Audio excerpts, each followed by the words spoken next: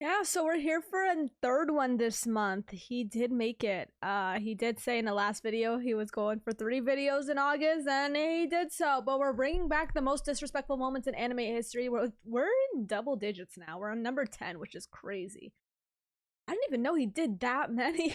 It's insane. Anyways, let's get on with it. Drop a like for the algorithm.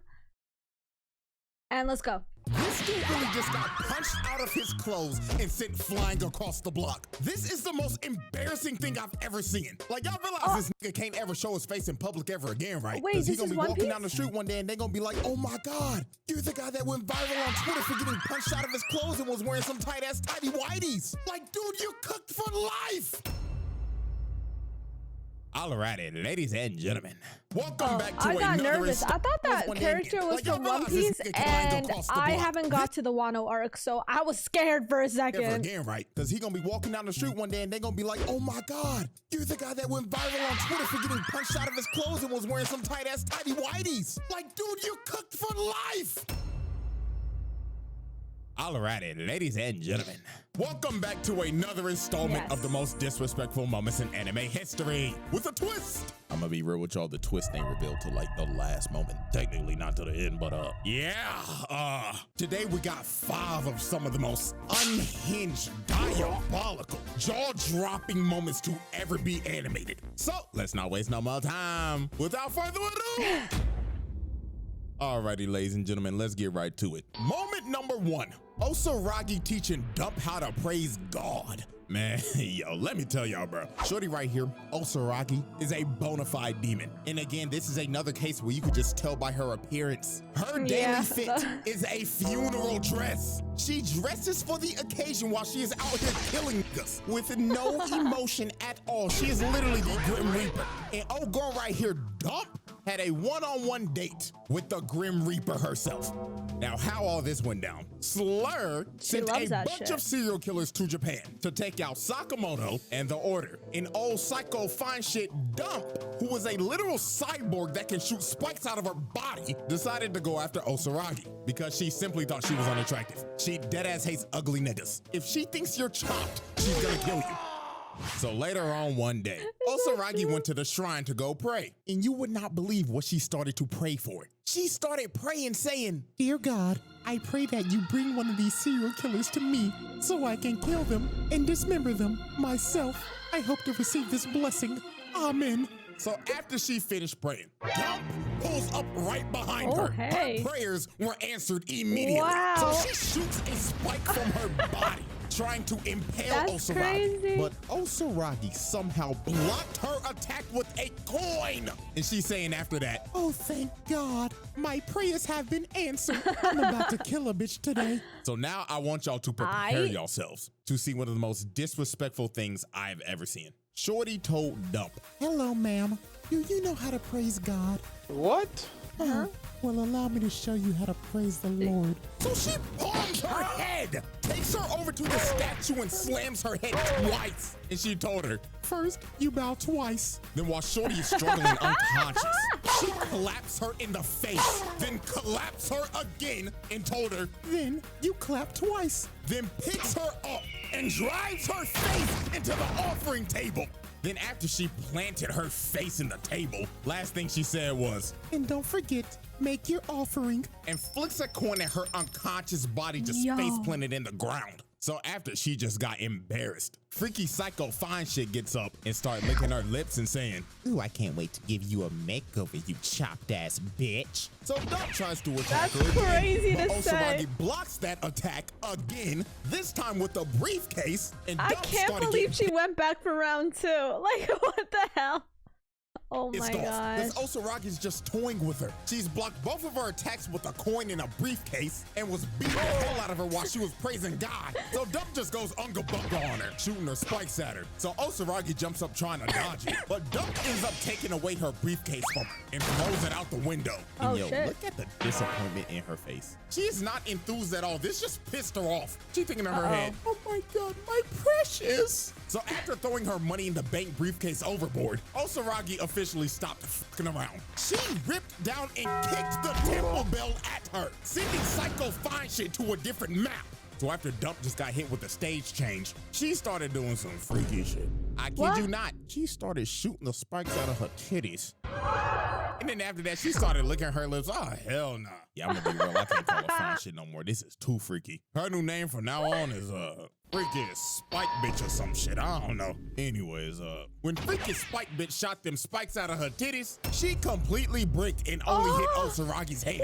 And this right here is when Dump started regretting everything. Osaragi starts walking her down with her hand impaled, moving through the spike, grabs her hand and tells her, "I'm about to rock your shit, twin."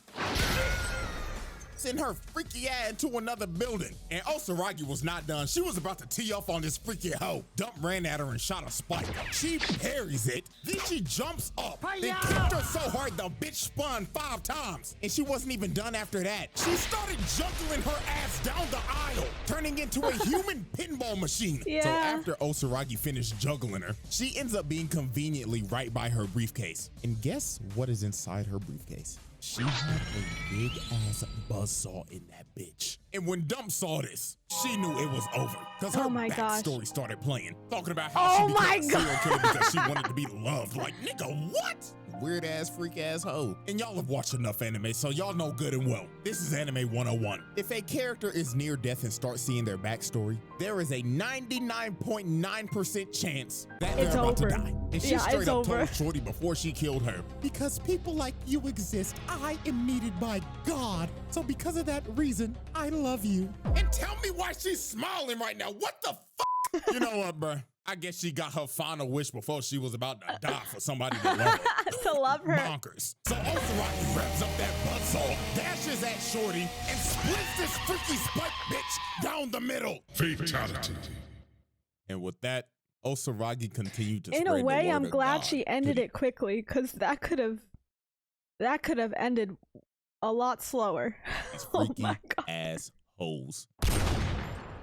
All right. Let's keep this disrespectful party going, shall we? So, moment number 2, Nagumo embarrassing a nonchalant dreadhead. Now, we're still on Sakamoto days, and this is the same plot. This time, however, though, the serial killer is this big buff dreadhead nigga called the Minimalist. And this dude goes around crushing things to as small as they can get. And his target was Sakamoto. So later on that same day, he pulls up to Sakamoto's convenience store, and he ends up confronting his wife. So she tells him, "Excuse me, sir, can I help you with anything?" And he tells her, "Hey, bitch, where your fat ass husband at?" So to start intimidating her, this man grabs the cash register and starts crushing it into a ball. Then after that, he rips the desk in 2. So then after he finished his intimidation tactics, he straight up looked at her and told her one more time, "Hey, bitch, I'ma ask you one more time. My God. Where is that fat ass nigga Sakamoto?" But Sakamoto's wife was not acting like herself at all. She was weirdly calm this entire situation. And the reason why is because it wasn't her at all. She dislocates his arm and stabs him in the neck. So he ends up falling down. And then she just looks at him and tells him, "Gotcha, nigga." And she turns into Nagumo. This man disguised himself as I've only watched Sakamoto's 2 wife episodes of to just Sakamoto Days with this dude. And the knife that he stabbed him with was a toy knife. And he was like, "Oh man, you're lucky that wasn't real, bro. Looks like my goofy ass forgot to swap it out for a real one." So the Minimalist is pissed off. He like, "Oh hell nah, man, I'ma kill you, nigga." But Nagumo teleports right behind him. And look at this dude's face. Don't worry, just you got by a real this frame, one this you can time. tell by the face he making. I should have just bought some Newports and left. And I'm not gonna lie to y'all, bro. What he does to bro is honestly worse than what Osaragi did to Freaky Spike bitch. So the Minimalist starts bragging, saying, "Man, I've killed 432 people. But what your goofy ass gonna do to me, huh, nigga?" And when bro said this, Nagumo deadass looked at bro like, "Wow, man, that's amazing. You count everybody that you killed? Holy, you might be smarter than a 5th grader." So this pisses dude off. So he goes in the puncher but hits straight air. And this man Nagumo is just chilling on top of the shelf with bro's phone. And he's just looking through it like, "Wow, man, I'm disappointed. How are you a 6'5" nonchalant dreadhead and your phone is as dry as the Sahara Desert? Like, really, my nigga, no hoes at all?" Dude, Dennis would be ashamed. So this pissed him off. But what sent him over the edge is when Nagumo said, "I wonder what I'll find in your search history." And look how mad this nigga gets. Oh my God. Looks like this man does not use the incognito browser for you know what. And he like, I'ma kill you, nigga. So he starts to chuck metal balls at Nagumo, but bro was just casually dodging every single one. So after this man just tried to hit him for like 5 minutes straight, the entire convenience store is wrecked and Nagumo just disappeared. The bro got impatient and started to look for him. So he opens this cooler, and when he's digging through it, trying to look through it, another version of himself pops up and starts choking this man through the glass and rips him through the door. And oh just my look gosh. at this man. Dude is getting choked out by himself. And Nagumo turns back like, gotcha, nigga. So he throws him across the room and starts opening his briefcase and says, I'll let you choose how you die. As this man pulls out a weapon with 6 attachments. And he tells him, pick a number 1 through 6. So the minimalist just loses it and tries to crush him. But Nagumo just tells bro, oh man, you're no fun. So looks like we're rolling the die. And yo, I'ma tell you, this is one of the nastiest things I've ever seen. He shows his hands and he's like, ooh, where did it go? And it ended up being in his mouth. So he spat out number 3. So Nagumo grabbed his head with a oversized can opener and cut his head clean off. Fatality. Yeah, man, this is one of the most disrespectful things I've ever seen. From going through this man's phone, choking him to death with his own body, doing a magic trick mid-fight, then killing him with a oversized can opener? Yeah, man, this dude just went out sad. Oh my God. Alrighty, ladies and gentlemen. Moment number 3. Shizuo punching a man out of his spit. I guess I have been missing out. Now y'all look. I only watched episode 2 and stopped. My brother's been saying like that I've been missing out. Like Sakamoto Days is really good, but I haven't watched If y'all have never seen Do Ra Ra Ra, I'm gonna recommend it to you right now. It's a good watch. Because there's some pretty wild shit that happened in this show. And one of the main culprits of wildness in this show is none other than Shizuo Heiwajima. And what I'm about to show you is a top 10 disrespectful moment of all time. So let's set the stage real quick. The reason why this happened is because of this is a classic. Because earlier on this day, this man was in a fight with this goofy ass gangster nigga. And when bro attacked him, Isaiah dodged it, but he just didn't dodge it. He also scalped this nigga's head. He gave bro a ball spot of doom right in front of the girls he was trying to impress. So this nigga was quite literally scaring the hopes. So he either has to cut that shit off and restart or spend thousands of dollars on a hair transplant. Now I want y'all to remember this dude because he's gonna be back later. So now we fast forward 5 minutes later. So Isaiah is just chilling on the street talking to Mikado. But while this man was just having a conversation, a trash can comes flying and hits Isaiah across the head. And the person who threw that trash can was Shizuo. And bro was not here to goof around. He was ready to fight Isaiah on sight. So when these two were about to just start duking it out in the middle of the street, the nigga with the bald spot pulls back up and he brings a bunch of goons with him. So they start surrounding Isaiah and Shizuo. And old boy started telling Isaiah, hey, you punk pussy dumb bitch. We about to you up for f***ing up my headline from earlier, nigga. Yeah, you don't with the dollars and get away with it, nigga. But when they had them surrounded, they ended up realizing that they had Shizuo surrounded as well. And dude's name is feared throughout these streets, so these niggas were shook. So this is when the wildness happens. Old boy in this blue hat was so scared his fight or flight senses took over. So his body started moving on his own, and he runs up and smacks Shizuo across the head. So after he smacked bro upside the head, the dollars is like, hold on, twin, he might not be as strong as they say. But then this man started screaming. So bro started telling old boy in this hat, you aimed for my head. You have to know a blow like that can kill a nigga, right? And this means you were intentionally trying to kill me, right? So whatever happens next is what you deserve, right? And look at this stare. Bro stared into this man's soul. And old boy knew his life as he knew it was over. Damn, watch this man. Sends bro flying out of his clothes and knocked out cold.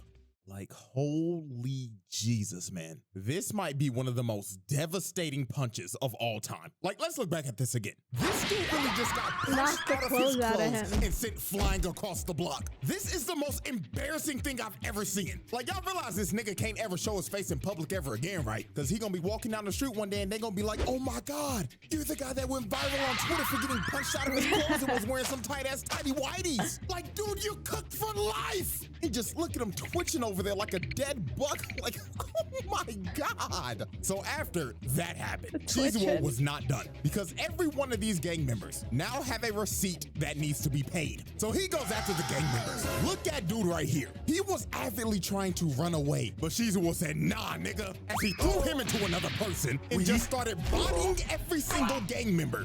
And look at old ball he's not killing them. This man fearing for his life, thinking in his head like, oh God, the rumors were true. This nigga really is Ikabokuru's King Von. So the dudes behind him was like, nah, brought we're out, all bro. of them. And Yugioh runs up behind Baldy and kicked him so hard, the beanie fell off his head. So the world could see that beautiful bald spot. So while he was beating the hell out of everybody, Isaiah was like, yep, I'm out of here. But Yugioh looked at him like, hell nah, nigga. As he picks up a vending machine and tries to throw it at this man. But that brother Simon came from the roof to stop the vending machine from hitting this man, bro. But yeah, man, that's the moment, bro. This man threw a trash can cross map, punched a man out of his clothes, and bodied an entire gang after that. Like, dude, what the f? Hi. All right, let's keep it pushing. Moment number 4. Ichigo calling an ambulance before a fight. Yep, we're finally doing this moment. Now, this is quick, but this moment is a absolute classic. So these dudes were bullying Chad. And I don't know why, but out of all the people you chose to bully, Chad. I know, you chose to bully a buff-ass 6'5" Latino nigga that looked like he pushing 30, but he's 16? Yeah, these dudes deserve every amount of ass whooping that they got, because this is just idiotic. So earlier on in the day, our boy Chad was just walking and chilling, listening to some music and minding his own business. Now, these two idiots decided to sneak Chad with this big-ass rock. Like, dude, you know you can kill a person with this size of a rock, right? I like, know, these dudes was trying to catch a case. So he comes behind Chad and hits him across the head. So later on that day, Chad wakes up surrounded by a bunch of bullies, and in front of him is this ugly ass man. Like, if you looked up the definition of chopped, bro would be the first person that pops up on Google Images. Cause Jesus, man. So old Chop dude decides to rip off Chad's amulet, and before he was about to break it, he said, you know who else is chopped? This man Ichigo really came out of nowhere and hit a drive-by on this chopped ass nigga and rode him like a skateboard. So after Ichigo laid bro out, he starts picking bro's pockets and takes his phone. So old chop dude is like, wait, I didn't get to finish my joke. Do you want to know who else is chopped?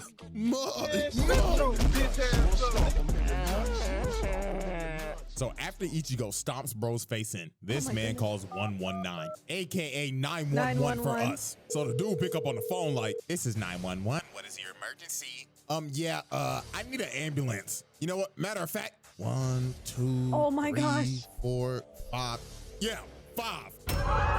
So this man drops the phone and starts beating the hell out of all the bullies. This man just took on a 1v5 and called 5 ambulances pre-ass whooping. Like, do you know how much confidence you have to call 5 ambulances in advance? This is just wicked work, and he beat their ass. He stood 10 toes down. Bro actually pulled off that legendary meme. Call an ambulance, but not for me.